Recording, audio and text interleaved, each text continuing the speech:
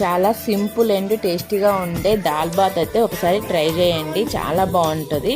First అయితే ఒక bowl తీసుకొని 2 స్పూన్ల కందిపప్పు, 2 స్పూన్ల ఎర్రపప్పు, 2 స్పూన్ల పెసరపప్పు, 1 గ్లాస్ రైస్ తీసుకొని వాష్ చేసుకొని పక్కకు పెట్టుకోండి. తర్వాత వెజిటేబుల్స్ అయితే కట్ చేసుకోవాలి. నేను వచ్చేసి టమాటో, ఆలు, క్యారెట్ అయితే తీసుకున్నాను. ఇక్కడ మీ ఇష్టం, ఆప్షనల్ ఏవైనా తీసుకోవచ్చు. తర్వాత వాష్ చేసుకున్న రైస్లో అయితే ఈ వెజిటేబుల్స్ అన్నీ వేసేసి కుక్ చేసుకోవాలి. కుక్ చేసుకున్న తర్వాత గీ తీసుకోవాలి, ఆయిల్ తీసుకోవద్దు. గీ వేడికిన తర్వాత పోపు దినుసులు, కరివేపాకు, పసుపు, అల్లం వెల్లుల్లి పేస్ట్, కారం, సాల్ట్ వేసుకొని బాగా కలుపుకోవాలి. ఇది కలుపుకున్న తర్వాత ఇంగువ వేసుకోవాలి. ఇందులో అయితే ఖచ్చితంగా ఇంగువ అయితే వేసుకోవాలి. దాల్ బాత్ స్పెషల్ అయితే ఇది. తర్వాత మనం వండి పక్కకు పెట్టుకున్న రైస్ అయితే కలిపేసుకోవాలి.